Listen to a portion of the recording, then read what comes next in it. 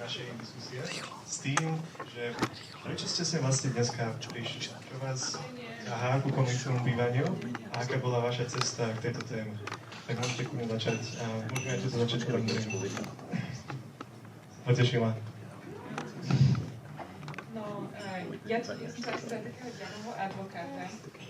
To mám zažité teda z osobnej skúsenosti, takto si to počujem na všetci. A teda ja bývam v Zeštak Aspen, čo je vlastne taký vo Viedni, kde je niekoľko takých komunitných projektov, ako ten náš. A bývame tam už s manželom 4 roky.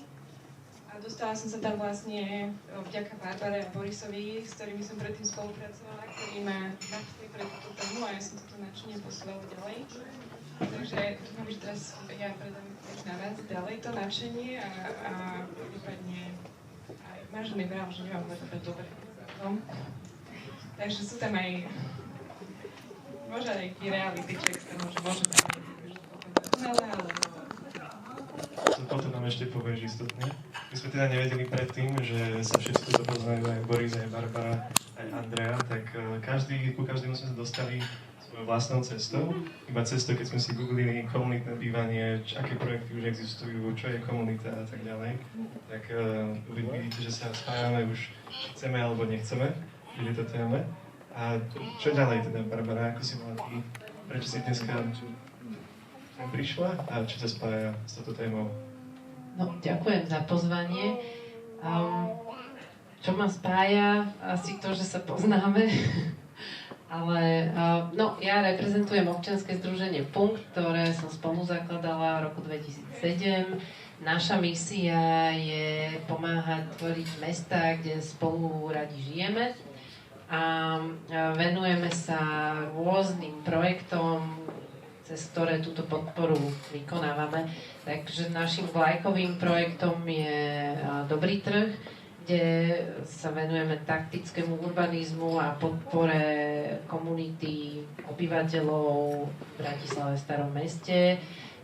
Čiže tam vlastne budujeme nejakú angažovanú komunitu, ale to je jeden projekt a máme ďalšiu plejadu projektov, ktoré sa venujú skôr takej teórii a vlastne kde sme sa stretli aj s Andreou, bola konferencia What City, ktorá dnes je to projekt Citizen, kde vlastne sa venujeme novým urbaným stratégiám, prinášame pozitívne príklady zo zahraničia, takže my sme vlastne sa venovali v roku 2015 už cohousingu a týmto komunitotvorným témam. Aktuálne vedieme vlastne tréningový program komunitná Citizen Akadémia, takže no, tak širokospektrálne sa venujeme týmto témam. Nech sa páči. Dobrý večer. Si ju zapni. Dobrý večer. Ja tak stručne teda sa pridám k takej rekapitulácii. Ja som v tej téme sa prvýkrát dostal strašne dávno, ešte počas nejakého môjho pobytu v Nemecku, kde to už v tých 2000 rokoch vznikali tie projekty komunitné. A potom aj takým dlhším časovým odstupom sme sa tým intenzívne začali zaoberať asi 10 rokov dozadu v rámci teda našej firmy. Lebo nás to proste zaujímalo, ako to funguje, ako by sa dalo niečo z toho implantovať vlastne tu u nás. Niekedy v tom čase vlastne bolo aj ten veľký workshop What City, ktorý spomínala Barbara. A nejakým spôsobom som v tej téme bol aj v rámci nadácie Cvernovka, kde som v správnej rade. A snažili sa ako keby tie komunitné prvky do tých našich projektov vkladať. Aj keď teda musím povedať, že bohužiaľ všetky tie naše projekty tejto slovenskej realite sú akože klasické, to znamená, že predávame byty v domoch, do ktorých ale aspoň sa snažíme vložiť nejaké komunitné prvky. Na súťaž s komunitným bývaním, ktorý bol teda hlavne o nejakom... Oni teda ešte úplne nevedeli, či to bude co-living alebo ako sa to bude volať, ale v princípe zadefinovali to ako nejaké nájomné bývanie, ktoré dovtedy nebolo, čiže bolo to ako keby nová téma, ktorá vznikla tak asi niekedy v období korony. A teraz som tu a som teda rád, že po 20 rokoch vznikla nejaká diskusia vôbec na túto tému a je to podľa mňa zaujímavé na rozvíjanie a rozprávanie sa o tých detailoch. Poďme hneď do tých detailov, lebo podľa mňa veľa ľudí, čo sú tu, tak už sú v tej téme celkom takí zainteresovaní. Mali sme asi 40 otázok z publika už predtým, ako sme sa dneska prišli, za čo sme veľmi vďační. A jedna z taká opakujúca sa otázka bola, že čo to vlastne to komunitné bývanie je, čo pod tým si vieme predstaviť, lebo my k tomu rozumieme ako také veľmi širokej škále projektov, ale viem, že my sme spomínali, keď sme sa stretli prvýkrát, tak Boris spomenul, že to nie je takéto ozajstné, plnokrvné komunitné bývanie pri niečom. Tak čo to pre vás vôbec znamená, to bývanie v komunite alebo komunitné bývanie? Kľudne môžete začať, kto sa na to cíti. Môžem ja. Podľa mňa komunitné bývanie je úzko spojené s tým priestorom, v ktorom sa odohráva. A znamená to zdieľanie toho priestoru, zdieľanie zdrojov, statkov. A na tej, v podstate je to taký hardware, v ktorom môže vzniknúť tá komunita. Porade? Nech sa páči. Ja sa si pridám, že pre mňa to plnokrvné, ktoré si spomínal, tie, keď vlastne tá potreba niečo vytvoriť vznikne medzi tými ľuďmi, ktorí majú nejaký spoločný cieľ alebo spoločnú predstavu. To je to, čo ja som ako keby navnímal v tom Nemecku v tom čase. Ale samozrejme, že aj niečo, čo nie je že vlastnené to komunitou, ale je to proste nejaký iný model, že sú tam nájme, alebo to vlastne ako pobytoch, tak môže fungovať komunitne. Že tá škála, ako si spomínal, je naozaj široká a aj obyčajný projekt panelák, povedzme, môže fungovať komunitne do určitej miery, keď si tí ľudia tam vytvoria nejaký priestor alebo majú proste nejaké spoločné ciele, nejaké spoločné aktivity, niečo, čo ich ako komunitu vytvára alebo nejakým spôsobom formuje. My v punkte sa venujeme skôr možno takým jestvujúcim komunitám v mestských štvrtiach. Takže nie v bytovom nejakom komplexe, ale skôr akoby vnímame mesto od štvrte. A tam cítime, že je dôležité, aby ľudia cítili spolupatričnosť a aj sa identifikovali s tým priestorom a teda častokrát je to proste zanedbaný verejný priestor a čiže to je dôležité, aby ľudia cítili nejaký zmysel v tom, že sa môžu angažovať a že ich slovo bude vypočuté a že proste aj nejaká spoločná dohoda nastane a vlastne niekam môžu spolu napredovať.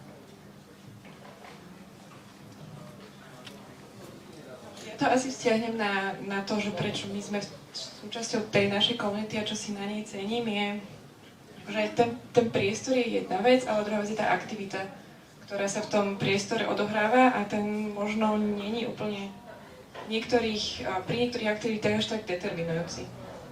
Že tá veľká naša komunita sa vie akoby rozdeliť aj na tie menšie, ktoré sa vedia tie aktivity odohrávať aj akože mimo tých spoločných priestorov. Zároveň sa vieme ako keby byť aktívni aj vo verejnom priestore, čo vie robiť akoby aj akákoľvek iná komunita, nemusí mať na to dedikované priestory. Čiže trošku uchádzam, ale aby som to teda skonkretnila, pre mňa je to o tej aktivite a o tom spoločnom nejakom trávení času, ktorý nie je nevyhnutne, že nemusíme to tak robiť, ale keď máme tu chuť, tak proste sa stretnem s niekým, urobím niečo spoločné, keď nie, tak sa stiahnem a že je to vlastne rešpektované.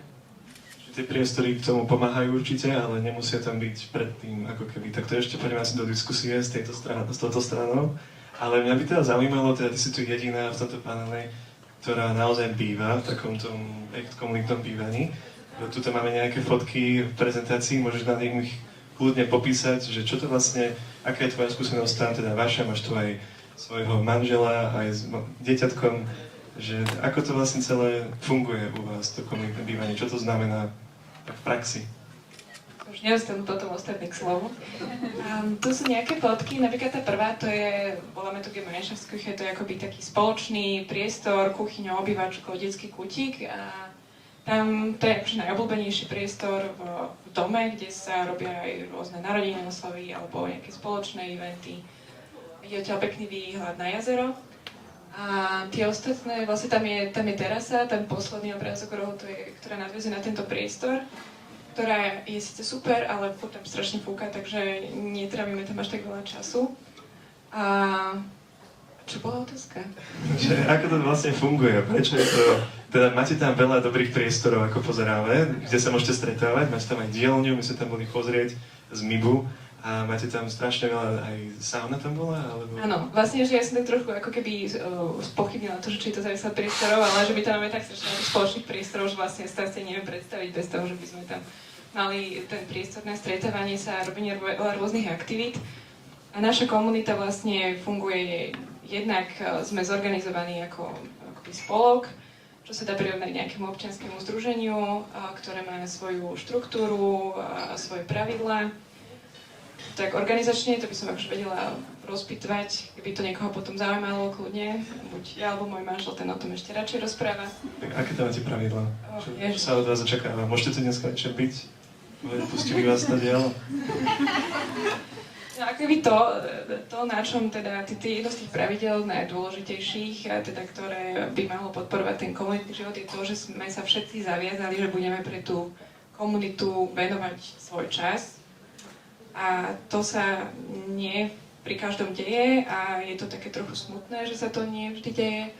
A vlastne bez tých ľudí, ktorí by nevenovali ten čas, to už je jedno, že či sa jedná o zariaďovanie nejakých priestorov alebo o vedenie toho spolku, alebo vymýšľanie rôznych aktivít, čo máme teraz nejaký adventný, že každý má vymyslieť každý deň, niekto vylepí nejaký obrázok alebo recept niečo, akoby sa zdieľa s tým ostatným, aby akože mu urobil pekný deň, alebo máme spoločné zdobenie stromčeka, že od takýchto akože jednoduchých vecí až po to, že niekto zorganizuje 5. narodeniny nášho spolku a varí tam pre 60 ľudí chili con carne a ešte aj vegánske chili sin carne, akože, že je tam keby rôzna miera tej angažovanosti a bez tohto si vlastne akoby neviem predstaviť fungovanie toho, že by tam bolo ako keby také naozaj nasadenie a presvedčenie pre tú komunitu. Ale zároveň ty si v tom článku spomínala na Citizen a je ich teda viacero, veľmi odporúčam, že keď niekto nechce, tak sa môže vlastne do svojej súkromnej jednotky bytovej a nemusí sa angažovať vždy, ale je tam to očakávanie, že 10 hodín do týždňa sa nejakým spôsobom angažuje, že to nejakým spôsobom sledujete, zapisujete si, že čo to, ako to naozaj, že v čom je to teda iné ako obyčajný panelák vlastne u nás, s tým, že tam vy máte tú dielňu, tú nejakú miestnosť, kde sa stretávate a takú tú komunitnú obývačku, že v čom je to ešte iné od takého nášho bývania, kde asi väčšina z nás býva tu? No, tieto, čo som spomínala, tie aktivity, plus tieto priestory, ako som spomínala, tú dielňu, že to spoločné trávenie času a aktivity, veľa rôznych aktivít pre deti, tam každý akože má nejaké svoje skill, know-how, ktoré sa potom snaží akoby tým obohatiť tú komunitu. A niektorí viac berú, niektorí viac dávajú, ale nemáme žiadny akože, mechanizmus, ktorý by to vymáhal, alebo trekoval, že koľko hodín si odrobil. Sú ľudia, ktorí akože, naozaj to majú ako side job, neplatený a obdivujem ich za to. Niektorí asi po 4 rokoch ani nevedia, že tam bývam. A my sme tak možno proste.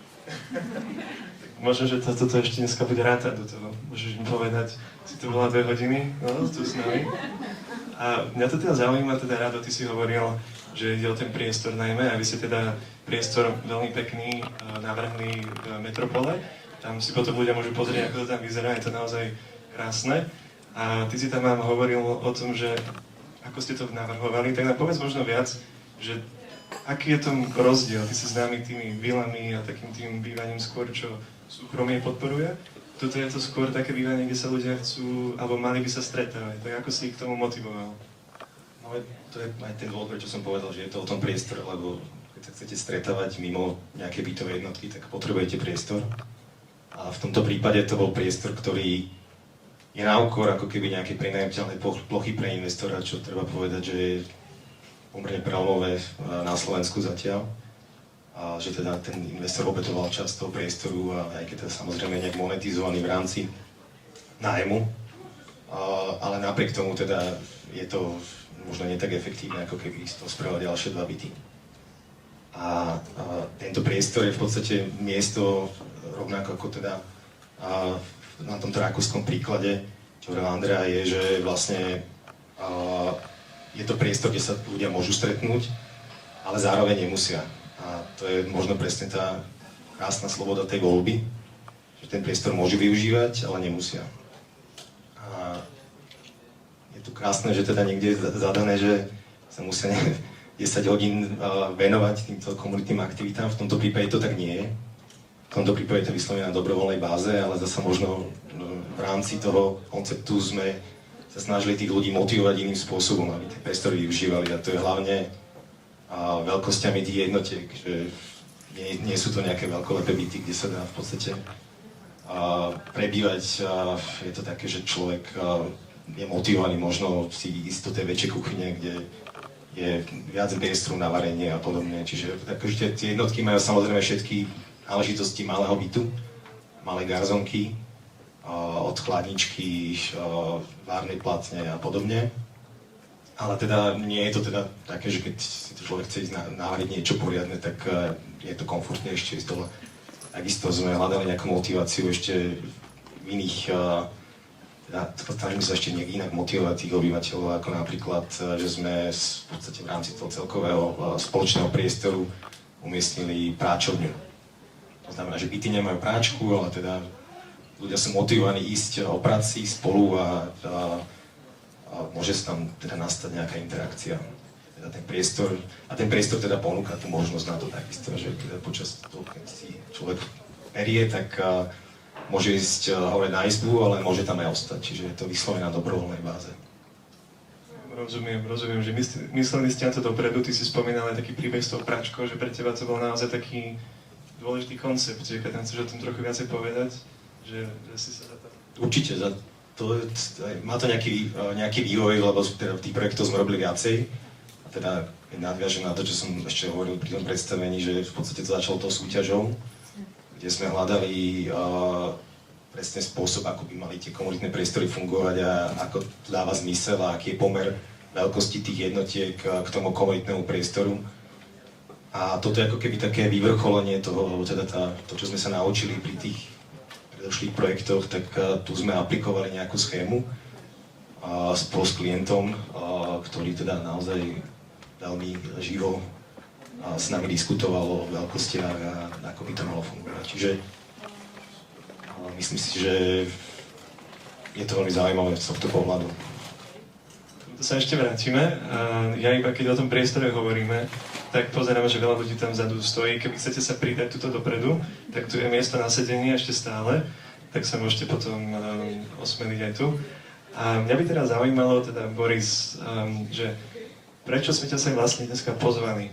Že ty staviaš na porade. No, čo nám musíš povedať trochu viac, lebo tvoje projekty, tuto máme také fotky, kde sme vybrali, kde bolo veľa ľudí vonku, ale naozaj, že sú to pekné bytovky.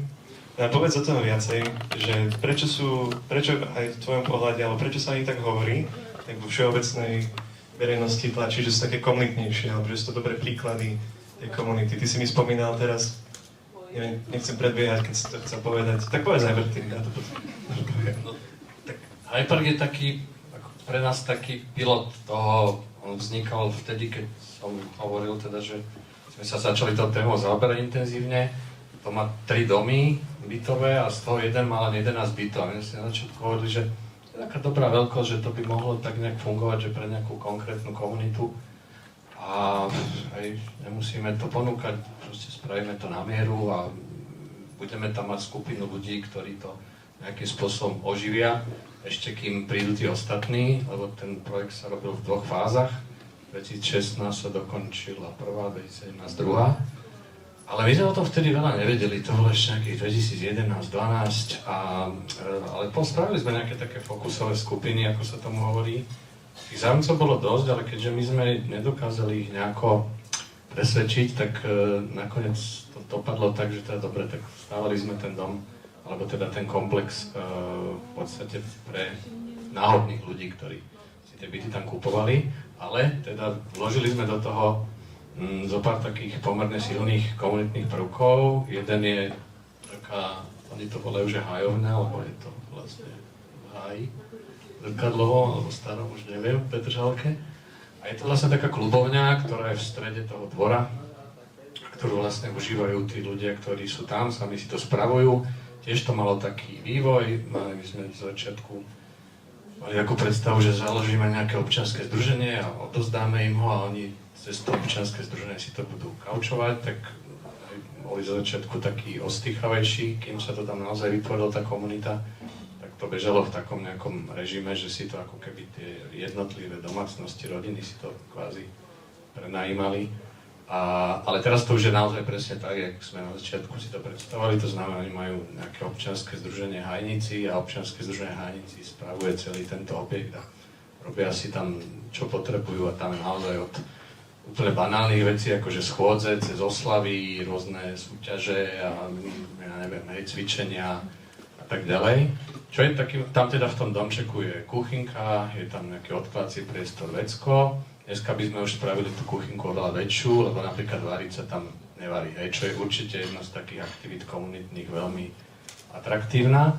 Aj keď z začiatku to bolo teda tak, že tam ešte v 15 metrov od toho objektu bola taká kaviareň, ktorá teda už dneska nefunguje a je tam niečo iné bohužiaľ. A táto vedela tak ako keby supportovať, že v projekte, ktorý teraz staviame, tak tam už sme to spojili, to znamená, že komunitný priestor vedľa toho hneď je kaviareň a dá sa to prepojiť a ešte nad tým bude coworking. A druhý veľmi silný prvok vlastne sú také, vtedy v tom čase to bolo také pomerne nové, alebo teda bolo to aj pomerne trendy, také komunitné záhrady, alebo také zvýšené záhony, či ich tam niekde vidieť. Ich tam tak cca do 40 a tie dodnes fungujú, to znamená, že tí ľudia si to vždycky na tú sezónu zabukujú, zase spoločne si to manažujú, spoločne si, ja neviem, aj raz za 2 roky si nakúpia nejaké farby, dajú tomu nejaký akože refresh, celé to nejakým spôsobom si obnovia a tá komunita vlastne funguje naozaj, že úžasne, že to je taký ten príklad toho, kedy ona vznikla preto, že tam na to boli tie predpoklady.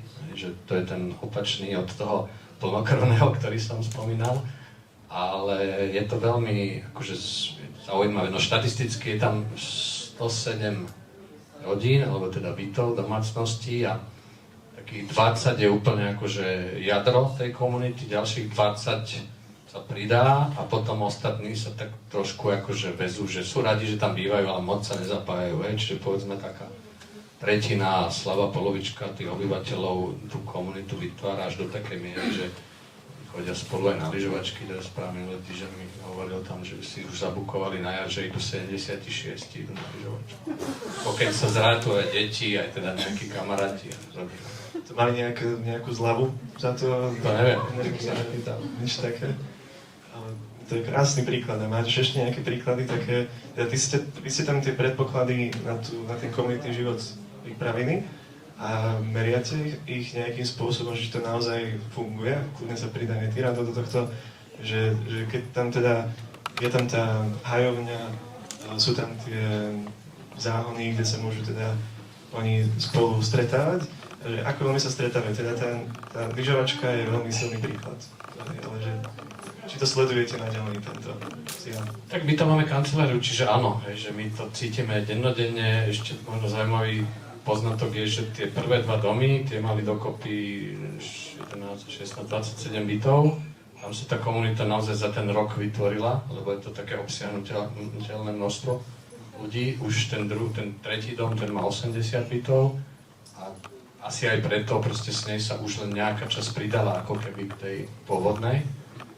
Čiže dôležité je podľa mňa aj nejaká veľkosť, nakoniec aj tie vedenské projekty komunitné na tom Asperne majú rôzne veľkosti a asi aj tie skúsenosti s tým, ako tam funguje, sú z toho závislé. Čiže k tej správnej veľkosti sa ešte dostaneme. Andrea nám hovorila, že možno, že niekedy veľa, niekedy málo, 60 ľudí. uvidíme, že aj rôzne výskumy sú, že do 100 ľudí je ešte v poriadku a potom už je to horšie. Ale teda, Barbara, vy u vás v punkte pracujete teda s masami ľudí a mňa zaujíma, že ako tvoríte tú komunitu teda bez tých predpokladov, že nemali ste tam ani rada, ktorý by vám navrhol ten priestor na Panianskej, ani Borisa, ktorý by ho vystaval, lebo tá fasáda vyzerá tak, že to bolo dávnejšie. Tak čo robíte vy? Ako tam vytvoríte tú komunitu na Panianskej napríklad, alebo v ostatných tvojich projektoch, kde tie predpoklady na to neboli? Tak musím povedať, že na Panianskej predpoklad bol silný, pretože vlastne už tam fungovalo takéto tretie miesto, ako tu bolo povedané, Ben Páskov, kaviarník a antikvariátnik a Nextabáči vlastne začal robiť susedské grilovačky, to bolo asi okolo roku 2008-2009 a čiže tam my sme sa inšpirovali tam priamo, pretože sme videli, že ľudia majú záujem sa stretávať a zdieľať, tak to bol taký prvý predpoklad. Vlastne Ben tam zdieľal pivo a klobásu a susedia donesli napečené a niekto prišiel zahrať.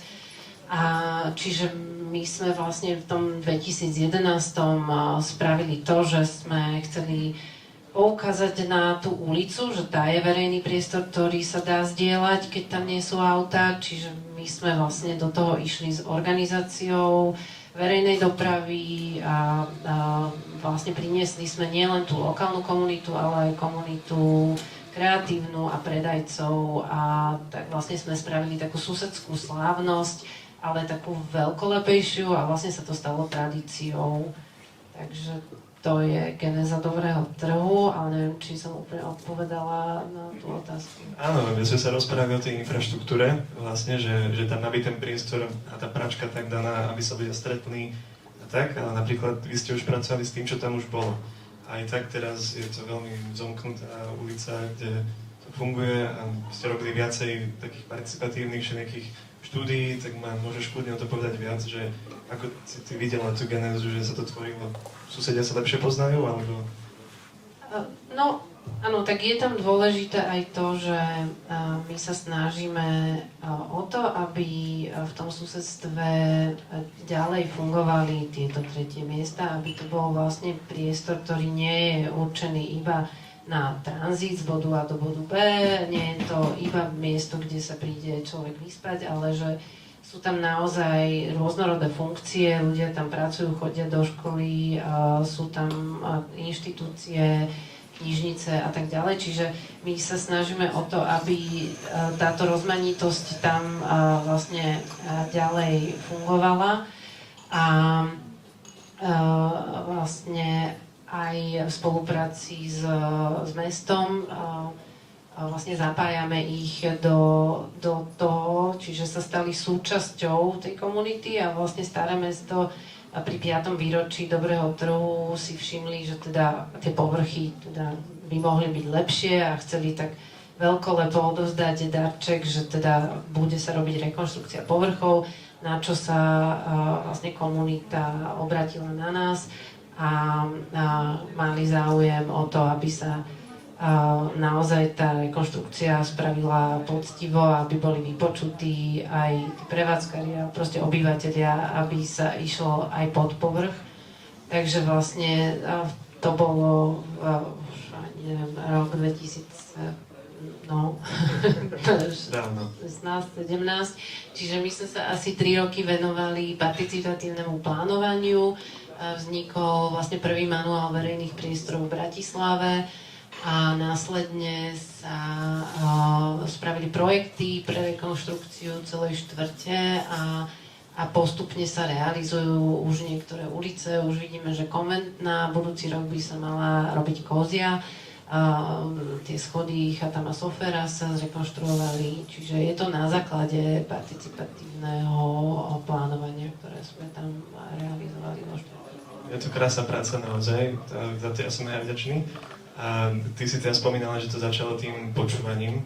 A Andrea, môže sa 60 ľudí alebo 60 rodín u vás v tej bytovke, ak si dobre pamätám, kľudne ma oprav, dá sa to v takej veľkosti sa počúvať a všetky potreby a preferencie naplniť a tak ďalej. Sa tak pýtam tak negatívne už, tak to môžeš trošku povedať, nikto tu nie je odtadiaľ. Nerozumeli tie. Áno. Len je treba na tom veľa pracovať. Že tam by sa kľudne by sa to mohlo zvrhnúť pri tomto počte na klasická domová schôdza, že jeden udáva tón a ostatní proste odídu naštvaní a proste potom nadávajú, pol roka sa nezdravia, na chodbe sa zdravia. Takto by to kľudne akože mohlo fungovať. Ale tým, že my to tak akože fungovať nechceme a ani by to nebolo akože moc úplne efektívne, pretože my tam akože jednak všetci sa podielame na nejakom spravovaní a aktivovaní tých spoločných priestorov, takže musíme byť schopní sa aj v takomto veľkom počte dohodnúť. Preto fungujeme sociokraticky. To znamená? Ono je to akože spôsob nejakej organizácie a systém rozhodovania, akože je to veľmi akože široké, Google it, ale akože že to, akoby čo hlavne je ten princíp, na ktorom fungujú toto akože naše rozhodovanie a diskusie, je to, že nefunguje to akože ako demokracia, že teda väčšina sa dohodne a tí ostatní, tých 49% potom odíde smutných, ale snažíme sa akoby diskutovať do nemoty, až pokým sú nie akože spokojní aspoň trošku všetci, a čo vie byť strašne zdĺhavé, ale aj akože cieľ je to, aby teda akože boli vypočuté námietky všetkých ľudí a aby neboli iba akože prekričaní väčšinou. A naozaj, že akože každý má právo povedať ten svoj názor, je to veľmi safe space.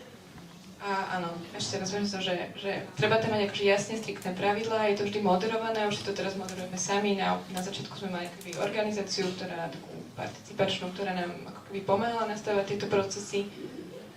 A teraz si to robíme sami. A tak akože zatiaľ sa nám celkom darí. O čom ste tak debatovali, že veľmi dlho, čo si vieš spomenúť? Alebo aké témy si tam vieme predstaviť, že musíte prediskutovať spolu?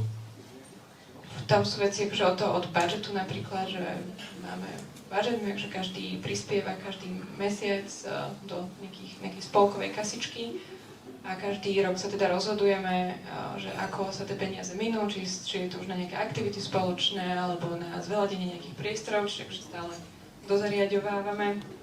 O tomto sa vie veľa diskutovať, že či kúpime taký sústruh, onaký sústruh, alebo či bude chili con carne, a či bude biomeso, alebo nebude biomeso, tu sa vieme hodinu o tom baviť. A to sú také prozaické veci, ale akože také organizačné teraz. Je tam strašne veľa tém, alebo keď sa volí predstavenstvo, tak to, hej, to tam chodíme, že? Stojí to za to? Čo si o to myslíš ty? Ty si predtým bývala asi nie v komunitnom bývaní takýmto spôsobom?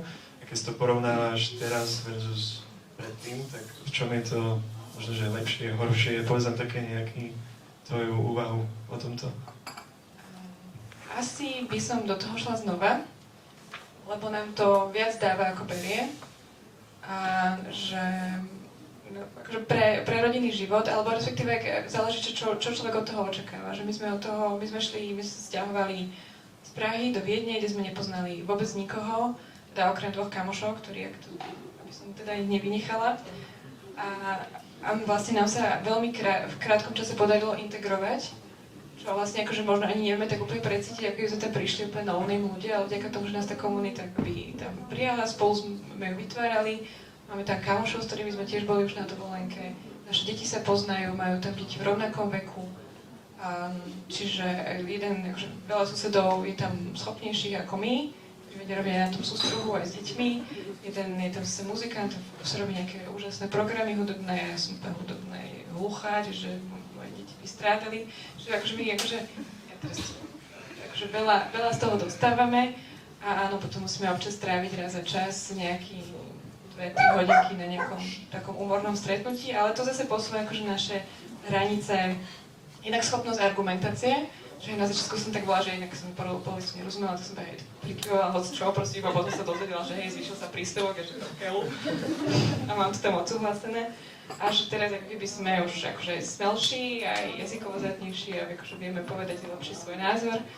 A nebojíme sa ho vysloviť aj v takom veľkom množstve. A učí nás to ohromnej akože tolerancie. Že naozaj akože teraz akože nie sme tam všetci úplne, nemáme všetci na všetko rovnaký názor. A veľakrát akože si musíme, alebo sa snažíme sa na to pozerať aj očami tých druhých ľudí a prečo to tak vidia a že čo sa dá urobiť, aby teda akože aj oni boli spokojní, aj my. Nie je to ľahké, ale vyzerá to tak, že dostali za to. A mňa ešte zaujímalo takto táto celá téma, čo sme si čítali o tom super knižku Everyday Utopia sa to volá. Tam spomínali napríklad, že komunitné bývanie si veľmi pochvaľujú aj ľudia, čo sú viac introvertní a menej extrovertní, lebo nemusia veľmi ďaleko ísť za spoločnosťou.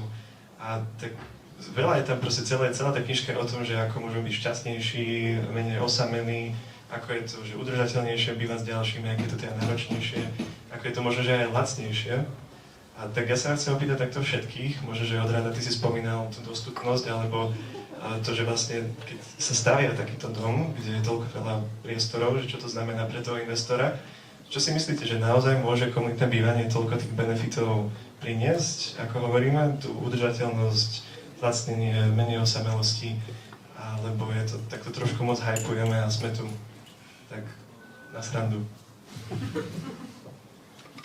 Ja si myslím, že to nie je zasa úplne nejaký extrémny rozdiel, aj keď teda z tých modelov si myslím, že sa dá obísť ako keby tá developerská marža teda pri družstevnom bývaní, teda kooperatívnom, možno lepšie slovo v súčasnosti na to. Môžeš nám o tom viac povedať, kľudne. Čo to znamená? No, družstevné bývanie znamená presne, ako to bolo kedysi, že v podstate sa ľudia spojili za jedným účelom stavby domu, ktorý potom samozrejme spolu postavili a potom ho spolu zdieľali. Forma družstva právne si nemôže vyplácať zisk, to znamená, že všetky peniaze z nájmu znova musia reinvestovať do prevádzky alebo teda do rozvoja. S tým, že v podstate, keď sa takto spoja ľudia, tak získajú nejaký pozemok, tak ako keby obídu tú developerskú maržu, ktorú keby developer postavil dom a rozpredal to na byty, tak má samozrejme nejakú maržu. Čiže z tohto pohľadu si myslím, že to je určite nejaký model, ale my sme na túto diskusiu mali už aj predtým, aj s Borisom, kde je pravda, že keď zrátaš v podstate všetky tie komunitné priestory navyše, tak možno to nie je až taký rozdiel. Ale zase to, čo tam postavíš navyše, tak keby si ešte kupoval, tak to bude výrazne drahšie. Určite, že tá úspornosť alebo nejaká dostupnosť finančná je možno aj o tej miere toho, tej takzvanej sweat equity, že koľko vlastného potu a práce do toho dáš.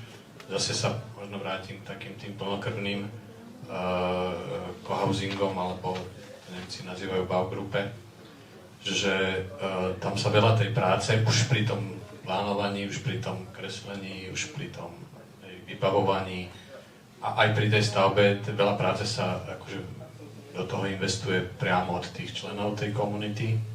A ona na tom potom aj nejakým spôsobom sa zacelí, samozrejme nejakí ľudia odídu za jazdy, nejakí zase prídu. Čiže myslím si, že áno, že je to cesta, ako za nejaké udržateľné peniaze prísť k niečomu, čo normálne na trhu nekúpiš. To bol napríklad jeden z tých dôvodov, prečo v Berlíne v tých 2000 rokoch tak strašne veľa projektov začalo vznikať, že ten trh neponúkal žiadnu alternatívu vtedy, že Berlín ako land, že Berlín funguje ako štát, tak proste zrušil všetky dotácie na bývanie a povedal si, že trh to vyrieši, plus máme tu 10 000 nájomných bytov, to nejako pôjde. A tí Nemci, ak proste hľadali a nenašli to, čo by im vyhovovalo, no tak proste si to pripravíme sami, alebo si to vymyslíme sami. A išlo to až do tej miery, že tam boli, možno, že ešte sú, neviem už až taký prehľad, nemám až také malé veľtrhy v úvodzovkách tých projektov, to znamená, že boli tí ľudia, ktorí niekde mali nejaký pozemok, nejak si ho poistili a teraz začali hľadať tých spoluputníkov na ten projekt a opačne boli ľudia, ktorí niečo také by chceli, ale sami na to nemali akože úplne kapacitu ani schopnosti, no tak chodili a pozerali tie projekty, ktoré by ich zaujali. Tu iba dám takú rýchlu súvku, aby ste potom po diskusii neotekali preč, tak možno, že také zárodky takýchto projektov tu máme aj dnes. Keď sa pozriete okolo seba, máme tu 6 stanovišť, kde sa potom môžete ísť buď dorozprávať aj s našimi panelistami o tom, že čo povedali, čo sa možno, že nesúhlasíte, súhlasíte a tak ďalej, alebo sa opýtať nejaké otázky.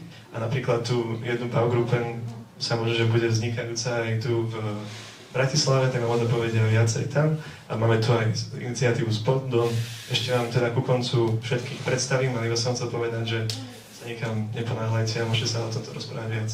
Ja len teda ešte jednu vec doplním, že ten hlavný dôvod pre mňa, akože, alebo dôvod, hlavný motív takýchto skupín je to, že oni majú nejakú spoločnú ideu väčšinou. Takže buď chcem bývať nejako viac ekologicky, ako bežne dokážem niekde kúpiť, alebo mám nejaký rodinný handicap, mám postihnuté dieťa a viem, že keď nás bude viacej v nejakej komunite, tak to bude jednoduchšie. Alebo je to nejaká, si to spomenul, aj tá osamelosť a nejaká vylúčenosť je tiež akože parameter, pre ktorý akože tí mnohí ľudia majú záujem o takýto typ bývania, pretože tam platí, že chcem byť sám, zatvorím dvere. Keď chcem spoločnosť, tak ich zase otvorím a za tými dverami je proste vždycky niekto, s kým niečo viem riešiť. Tiež ešte doplnil, že je to podľa mňa aj o flexibilite, o tom, že v priebehu života máme rôzne životné situácie a tá flexibilita a možnosť zmeniť tú životnú situáciu je takisto niečo dôležité, čo možno pri týchto družstevných a nájomných bývaniach funguje lepšie ako pri individuálnom vlastníctve. Istotne.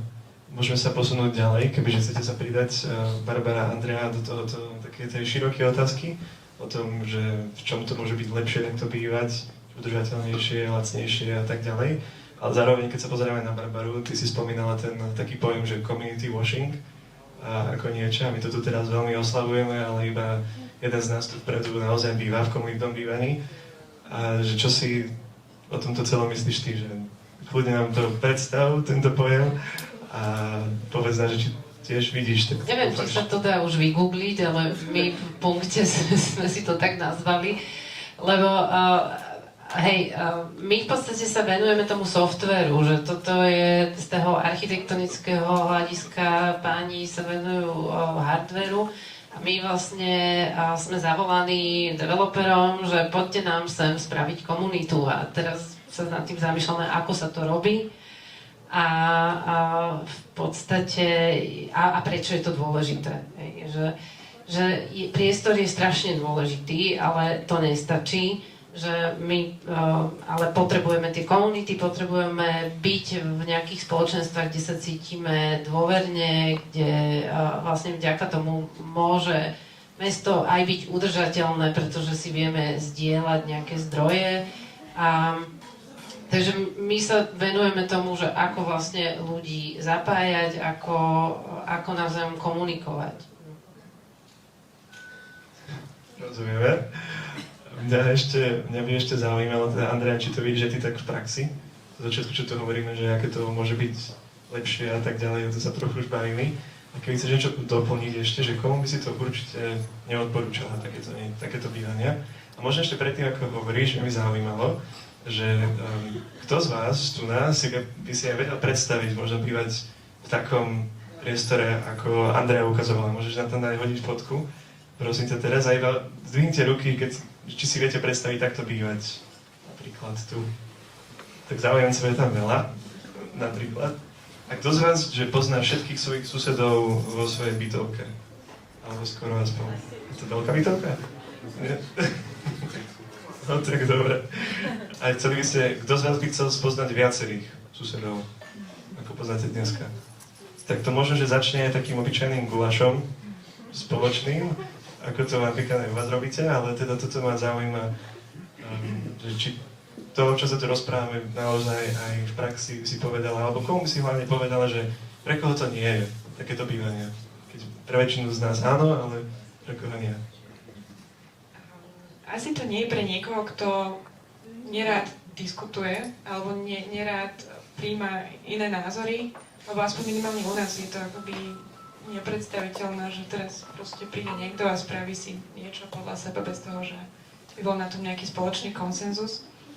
Že tá vôľa rozprávať sa, snažiť sa porozumieť tej druhej strane, že nie je to všetko akoby, že čierno-biele a snažiť sa akoby hľadať tie kompromisy.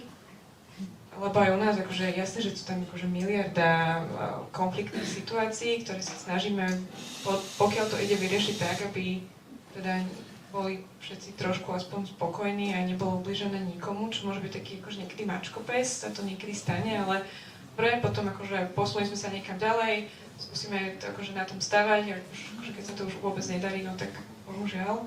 Ale hej, akože že akoby ochota počúvať je tam, keď naozaj to má byť taká tá ozajstná komunita, ako to aj Boris spomínal, ktorá spolu trávi čas, robí spolu aktivity a zdieľa spolu priestor, tak aby tam akože bolo čo najmenej toho trenia.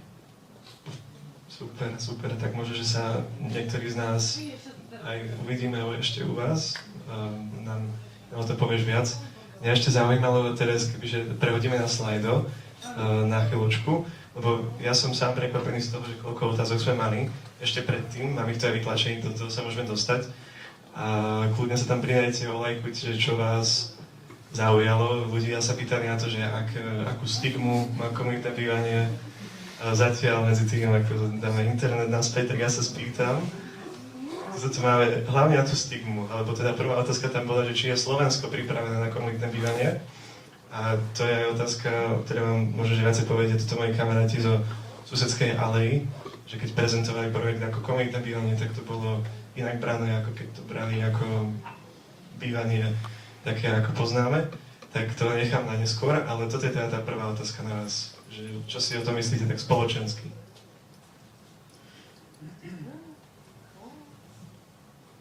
Ešte raz. Že či je Slovensko pripravené na komunitné bývanie, že či to vieme akceptovať, že tuto v tejto miestnosti vyzeráme byť celkom nadšení z toho, ale keby naozaj váš ďalší projekt Imagine Development mal tie klaster BBT alebo takúto sociokraciu ako danú, či tam naozaj si ľudia kúpia byty. Ja si myslím, že celý tento náš východný blok má takú nejakú stigmu z toho kolektívneho, že my sme kompletne zrušili to družstevné bývanie, čo bola akože fantastická vec, ktorá nefungovala len za sociku, ale ešte x desiatok rokov predtým. A nejak sa to z tej jednej generácie na druhú prenáša stále, hej, že od toho, že družstevné byty by tu ani nemohli legislatívne vzniknúť, lebo to proste máme deravé celé. A druhá vec, čo má akože k tomu, ja nemyslím si, že to je téma slovenská, možno je to téma trošku generačná a toho, čo ľudia kde nažili. A ja verím, že teda sem stále ešte vracajú aj mladí ľudia, ktorí niečo majú nažité vonku, že to ako keby tá potreba hľadať niečo iné, tak ako to mali tí Berlínčania pred 20 rokmi, že to bude k tomu posúvať. A čo ešte teda možno taká poznámka trošku aj teda k tomu community washing, ale aj k tejto téme je, že my sme dneska v dobe, kedy tie sociálne vzťahy sú totálne komercializované, hej? Lebo sociálne siete, ten model proste tých platform je na tom, že jednoducho ťažím zo sociálnych vzťahov a že my už to máme podľa mňa trošku taký ako keby guláš, že vlastne čo to je komunita, čo to je zdieľanie a však na jednej strane je strašne fajn, lebo to umožňuje sa prepájať, na druhú stranu nemáme nažitú takú tú fyzickú komunitu a tu stále hovoríme o tých fyzických komunitách, pokiaľ ide o to bývanie. Či to bola odpoveď, ale neviem, čo som povedal. Máme to na zaznáme, keby náhodou môžeš si potom pozrieť. Ja si myslím, že to je vývoj, že samozrejme sme nejak medzigeneračne strátili ako keby tú kontinuitu v tomto, ale keď si pozrieme príklady z zahraničia, tak je to podľa mňa o tom, že určite to nie je pre každého, ale teda myslím si, že vždy rozhoduje to, že čo mne to dáva. Presne ako Andrea povedala, že pokiaľ je to, čo človeku viac dáva, ako berie, tak si myslím, že vtedy to bude zaujímavé naozaj pre každého. Potom je to už iba otázka na tom, že koľko konceptov vznikne životaschopných a koľko ľudí budú to atrakovať tým v podstate. Tak toto mám otázku aj na teba, lebo napríklad co-living, Metropol, ako je teraz navrhnutý, tak je najviac ako tak pre segment, že mladých ľudí, ktorí si buď zarábajú, alebo ešte študujú a tak ďalej. A jedna z otázok tam bola o vytvorenie priestorov pre možno, že viac generácií. Či si to vieš aj ty predstaviť, alebo vy tu také niečo pripraviť, alebo spraviť to bývanie tak, aby to vlastne bolo pre každého, že neviem, ako je to aj u vás, Andrea, že koľko tam máte starších ľudí, tak kľudne o tom povedz viac, že čo si o tom myslíš. Je taká špeciálna kategória, typológia niekde na pomedzi hotela a bývania nájomného, čiže to je ako keby vyslovene možno tá dočasnosť je pomerne signifikantná pre tento typ bývania, ale teda určite tá druhá otázka, čo sa týka tej druhej otázky, bolo, že premiešanie obyvateľstva a aj generačne je určite veľmi prospešné a teda dokáže z toho profitovať obidve, teda všetky generácie, naprieč všetkými generáciami a sú to určite takéto projekty, takisto v Rakúsku, pokiaľ neviem teraz presne ako sa volajú, ale teda registrujem nejaké dve. A všetko je to možno v takom štádiu skúšania, že je to priam také sociálne inžinierstvo, že spojiť ľudí a v podstate predpokladám, že to je niečo, Barbara, ako vy robíte, že to nie je úplne jednoduché. Ale je to určite dobrá cesta, ale čaká nás ešte dlhý čas, kým sa toto nejak etabluje. Hej, určite. A Barbara spomínala napríklad aj to, že komunitné bývanie alebo komunity, ktorí majú takú veľmi silnú vlastnosť alebo benefit, že sú depolarizujúce. A možno, že tie multigeneračné vzťahy tam tomu pomôžu, že či nám o tom nevieš povedať viacej, či si alebo nevidela nejaké príklady u vás v vašich komunitách a tvojej práce, že sa ľudia kamarátili, aj keď nevolili tú istú stranu, bolo to viacej počase. Ja si to stále tak utopicky predstavujem, že to tak dobre funguje. Áno, hej, tá polarizácia je veľmi silná téma na Slovensku. My spolupracujeme aj s DEC, čo je vlastne inštitút, ktorý sa venuje práve sociálnej kohezii. A podľa ich výskumov je vlastne Slovensko úplne na chvoste, v podstate skoro posledné v Európe v dôvere, medziľudskej dôvere vlastne v spoločenstvo, v dôvere v inštitúcie. A ešte mám rád k otázke. Tá depolarizácia, si hovorila, že si dneska ťažký deň, tak úplne máš priestor sa nadýchnuť. Že či tam vidíš, či si ty videla taký benefit naozaj v praxi počas tvojej práce na Banianskej napríklad, kde sa ľudia možno nepoznali predtým a tým, že viacej generácií, viacej ľudí sa tam spoznalo, že naozaj... Áno, no tak vlastne jeden z tých nástrojov je, že keď máme také veľmi silné rozdiely a proste politické názory a tak, je proste najlepšie ísť spolu opravovať múrik alebo proste venovať sa jednej téme, ktorá nás všetkých sa nás týka, je to dôležitá téma, takže áno, ten verejný priestor napríklad môže aj spájať. Takže my sme absolvovali rôzne stretnutia, kde boli určite ľudia z rôznych politických spektier a vlastne tým, že to bola facilitovaná diskusia, tak sme sa vedeli dohodnúť na nejakom spoločnom konsenze. Takže, hej, a potom vlastne si to ľudia berú za svoje, že toto sme my spolu urobili, toto je brigáda, na ktorej sme vysadili spolu stromy a vlastne to už zbližuje. Andrea, myslíš si, alebo kľudne Boris potom si v čakačke tu na, by ma napadlo, že či to tak naozaj je aj u vás, že je to skôr taká bublina, že, alebo je to rôznorodná skupina, čo u vás býva? No, my sme premiešaní úplne krížom krážom, akože naprieč vekovo, etnicky, kultúrne. Akože naozaj tam je pestrá zmes od rodín s deťmi po singlov, potom tam máme samostatný akože jeden klaster, ktorý je pre ľudí nad 55 rokov, kde sú akože dôchodci, ktorí sú extrémne aktívni, akože až na rámci vlastne nemuseli, lebo je taká čiastočne samostatná jednotka, ktorí k nám akože patria, ale aj nepatria. A oni sú úplne výborní, oni akože ponúkajú pestovanie detí a že bez nich si to tam už nevieme predstaviť a oni akože táto aktivita vznikla od nich samotných. Akože máme tam naozaj aj východoeurópanov, aj Rakúšanov, aj homosexuálov, heterosexuálov. Fakt, že a naozaj v živote tam nebol problém kvôli akémukoľvek nejakému rozdielu. Ale zároveň som nikdy nezažila žiadnu politickú diskusiu, alebo možno ich to vôbec nezaujíma. Nudné to tam.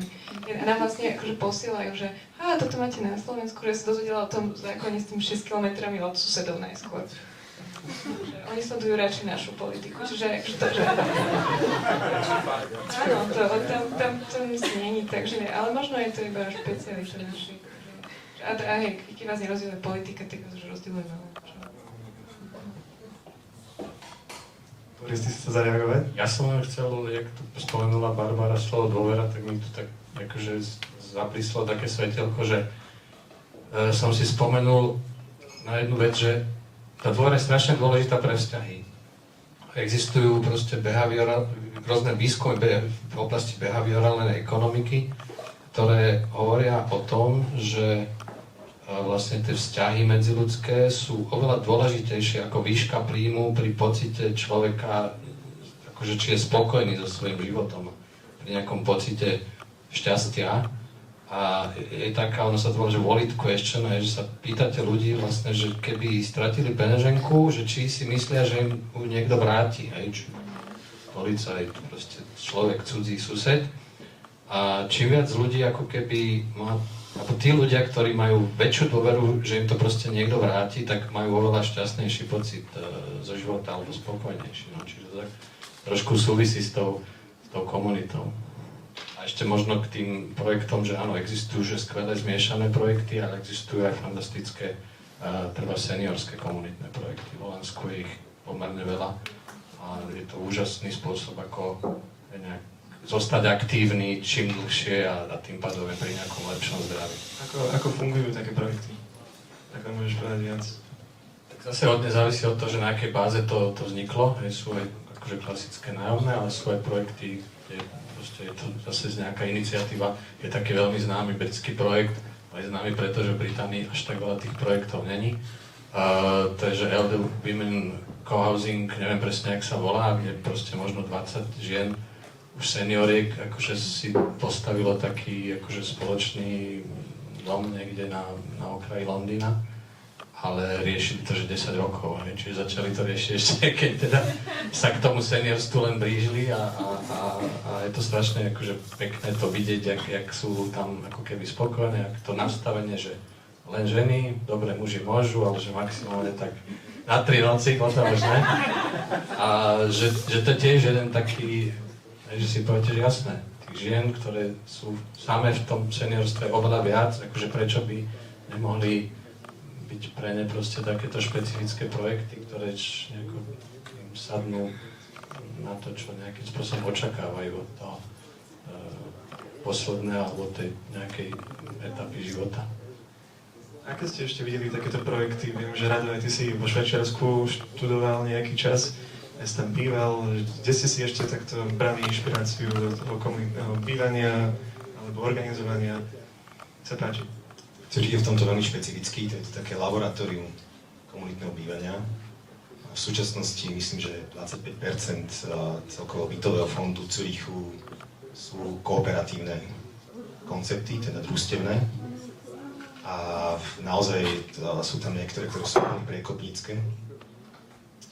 Teda minimálne je to také priama štát v štáte miestami, kedy oni si určujú naozaj podmienky a takisto podporu niektorých obyvateľov, to znamená, že tí bohatší sa prispievajú svojim nájmom pre tých chudobnejších, ktorí zároveň samozrejme potom prispievajú formou nejakej kontribúcie v rámci komunity, že aby tam existovala tá výmena.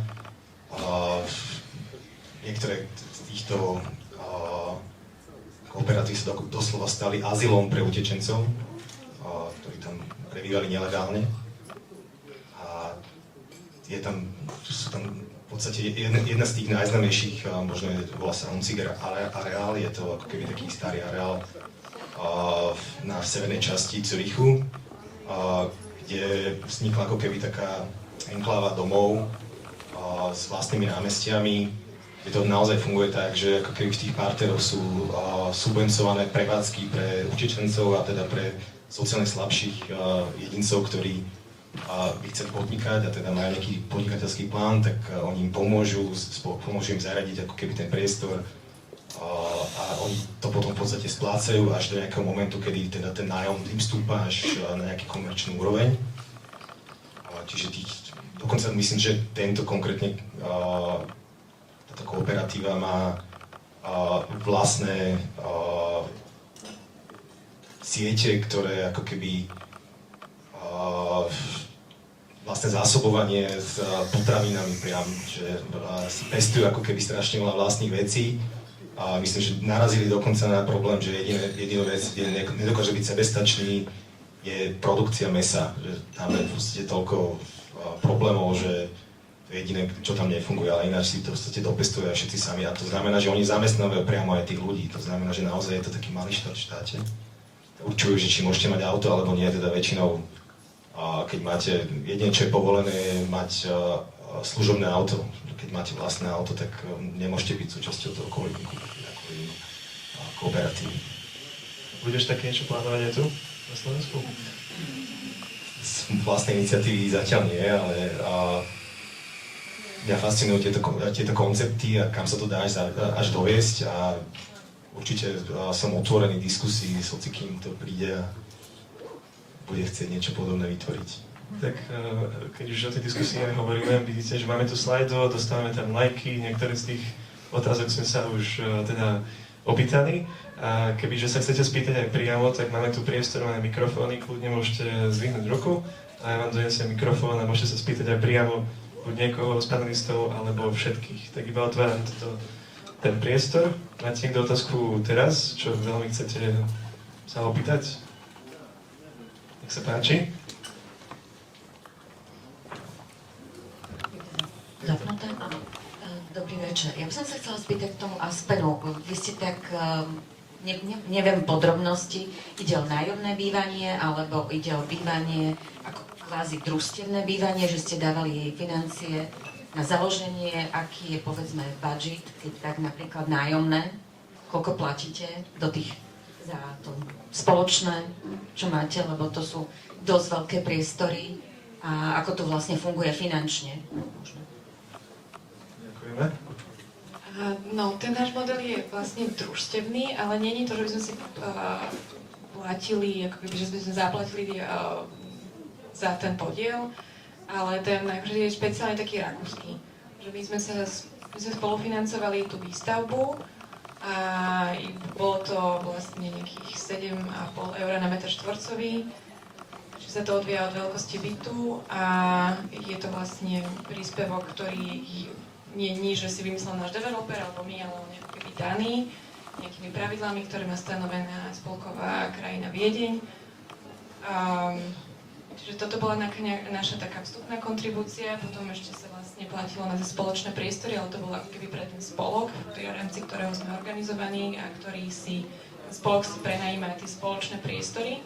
Inak máme každý uzatvorený vlastnú nájomnú zmluvu s tým developerom. Sú rôzne modely, ako spomínal Boris. Akože my sme sa rozhodli pre tento, ktorý nám tedy dával najväčší zmysel a akože má svoje výhody a nevýhody. Ale zatiaľ to celkom funguje a potom ešte máme vlastne mesačné príspevky na člena do toho spoločného budžetu, ktorý som spomínala, že sa potom ako keby každý rok sa z neho nejak čerpá. na rôzne témy a ten je teraz, myslím, 16 alebo 18. Že to asi zase znížilo, som to odsúhlasila, asi to nepamätám. Na mesiac. Len 16 eur. Na mesiac a člena. A členmi sú len dospelí ľudia. Neviem, či som už pozodpovedala. A mesačne to koľko teda vychádza? No a akože za ešte samotný nájom toho bytu, to si teraz presne nepamätám, ale Martin, vieš? Koľko mesačne? Neviem presne. Môžem povedať?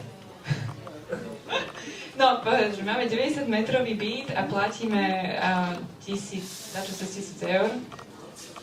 A je to akoby, že kalt meter, to znamená, že bez energií. Čiže ešte elektrínu a vodu si platíme extra internet. Neviem to rýchlo vypočítať, niekto, kto má lepšiu známku z matematiky. Takto. Čiže akože ten nájom je veľmi, že naozaj dostupné to bývanie. No, 1000 eur, ale koľko ste platili na začiatku? Na začiatku bol ten 7,5 eur na meter štvorcový. Ale podlahovej plochy bytu. Áno. Tak.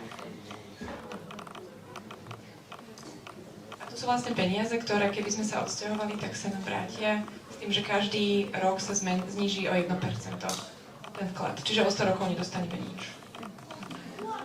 Ale de facto akože nevlastníte ten byt. Vy ako... Nie, ani vaša nebudeme, rodina. lebo sme sa vlastne ako spolok, sme sa dohodli, že nebudeme si tie byty, niektorí umožňujú odkúpiť si tie byty, ale pre nás, akože pre ten chod tej komunity, aby bola ďalej udržateľná, tak sme sa rozhodli, že si nebudeme to odkupovať, lebo ako náhle niečo vlastníte, tak je už ťažké niekoho limitovať, že komu to môžete predať, komu nemôžete.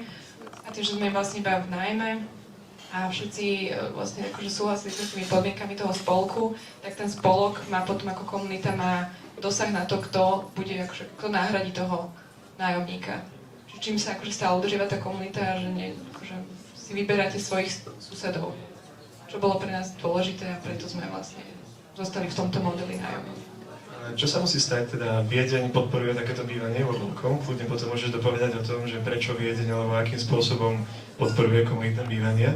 A tam máme peknú otázku hneď aj o Bratislave, že čo by sa muselo stať, aby, alebo ako vie mesto Bratislava pomôcť vytvoriť bývanie v komunite tu.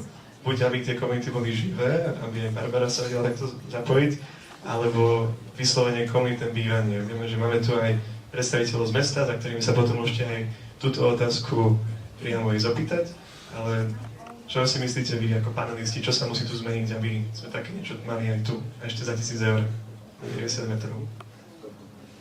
Taká kaldnica. Ja myslím, že toto je otázka, kvôli ktorej by sme tu mohli sedieť ďalšie 2 hodiny alebo niekedy inokedy. Asi, lebo to nie je len o meste. A ja teda trochu som tam bola, viem teda, že mesto v rámci svojej koncepcie mestskej bytovej politiky má aj jeden takú oblasť, kde je teda na základe cieľ, na základe alebo prioritu, na základe ktorej by chceli takéto nejaké 1-2 pilotné projekty podporiť a viem, že teda aktívne na tom pracujú a že teda tie možné komunity budúce hľadajú. Čiže ja si nemyslím, že to je až tak... Z určitého pohľadu je to otázka na mesto, pretože keď je ochotné a má nejakú možnosť poskytnúť pozemok, tak to je samozrejme obrovský základ. Ale potom je to ešte kopec otázok, samozrejme takých, ktoré už skôr smerujú niekde vyššie na štát a podobne. Spôsoby financovania, legislatíva, ktorá umožňuje alebo neumožňuje určité veci a tak ďalej. Čo napríklad? Prepáč. Napríklad čo? Čo je tá legislatíva, Ja? čo by sa musela zmeniť, alebo... Tak môj taký akože evergreen obľúbený je, že keby si tu chcel spraviť družstevný dom, alebo teda dom s družstevnými bytmi, tak každý člen toho družstva má možnosť si ten byt odkúpiť. Proste ťa vyzve, že si ho chce odkúpiť, vybavené. Je to len preto, že kde si v nejakom zákone z 96., kedy sa rozpredávali družstevné byty, tak zostal takýto soplik tam ešte natiahnutý. A keďže téma družstevného bývania, keby to neexistovala, no tak samozrejme nikto nemá nejakú potrebu to meniť a upravovať, lebo však sú dôležitejšie veci, nie? som chcela tomu komunitnému organizovaniu, jak si sa pýtal, v podstate sa vieme inšpirovať zase z Viedne, kde sú agentúry, ktoré vlastne v jednotlivých becírkoch robia komunitných organizátorov. Bola som vo Viedni teraz na návšteve GB Stern, jak je to nemecky, to vždy zabudnem. Nevieš, nevadí.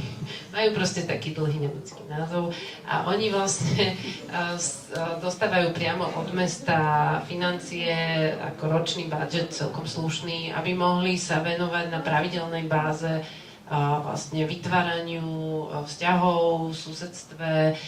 Venujú sa napríklad, teraz majú taký projekt, že vlastne zelené oázy robia, čiže spoločne presne angažujú susedov, aby napríklad zlikvidovali betónový dvor a nasadili si tam väčšie stromy. Alebo iné témy, keď je napríklad zvýšený problém s drogami na nejakom námestí, tak vlastne sa tam oni angažujú a tak ďalej. Čiže to je napríklad jeden z nástrojov, čo niektoré mesta majú, že priamo proste majú agentúry, ktoré sa starajú o komunitný život. Pekný príklad. A čo ešte vo Viedni je iné, alebo prečo je tam tak veľa týchto nie iba cohousingov, ale týchto participatívneho bývania v Baugruppe, lebo viem, že iba v Aspene ich je 3 minimálne, čo si hovorila, možno viac? 9? Si pozriem, musím googliť, ako hovoríš. Tak povedz nám viac o tom, že prečo to tam tak funguje.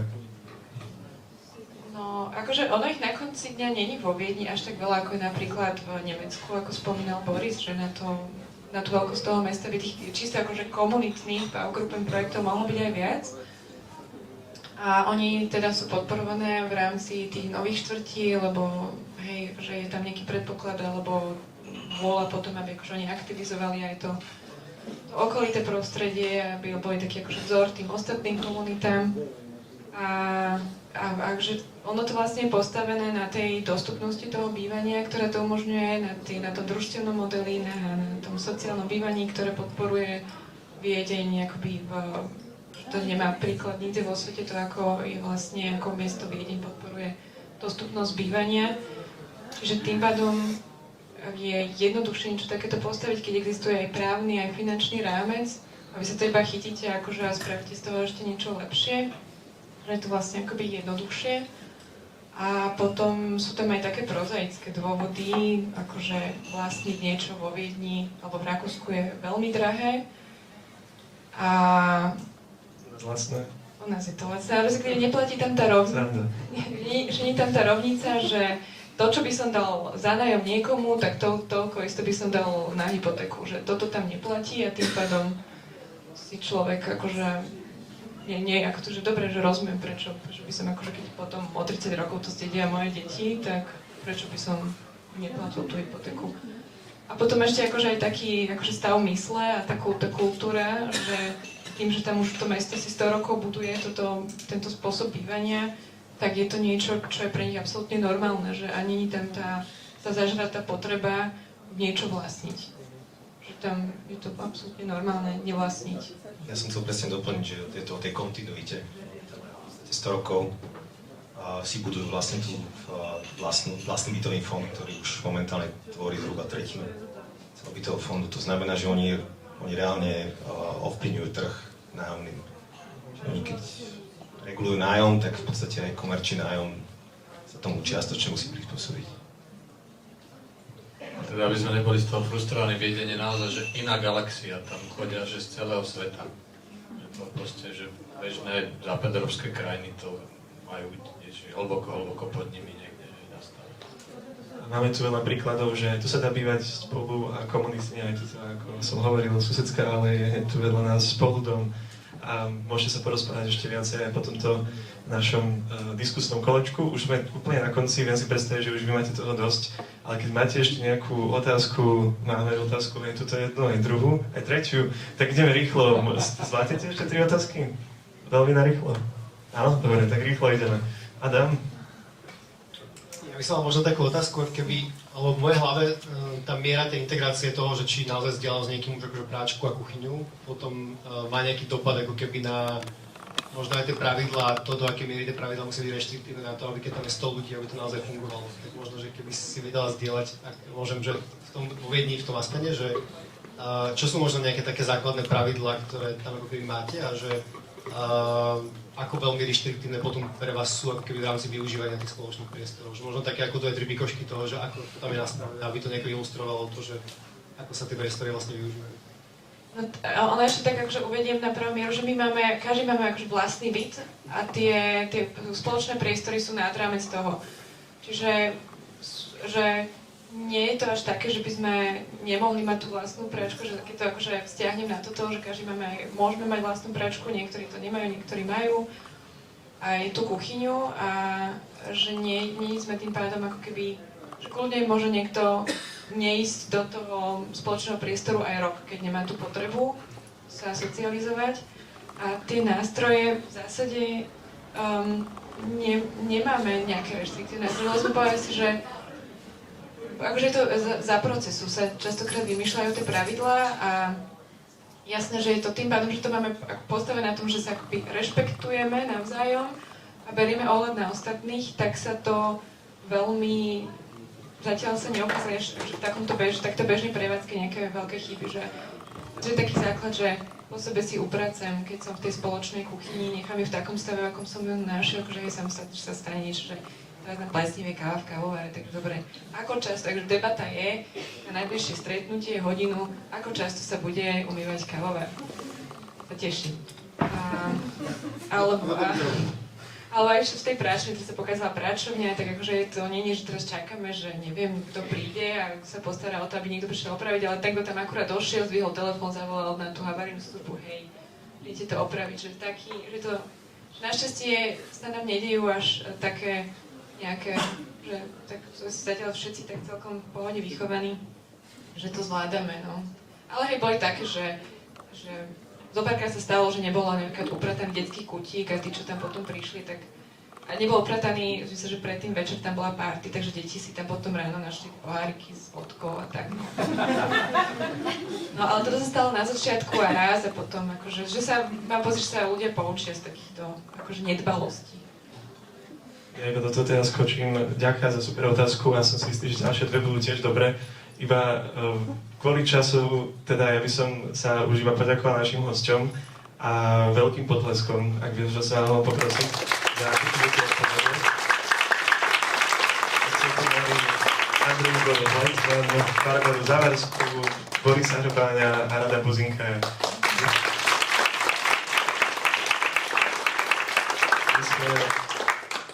Pardon, tie otázky, čo ste mali, tak môžete prosím za nimi ešte dojsť, len nemusím ich takto trápiť všetkých celý tento čas. Ešte by som tu dal veľmi rád do pozornosti našich 6 stanoviští. Predtým, ako odídete, máme tu babičku zo susedstva, ktorá prepája mladé rodiny a teda ženy v zrelom veku.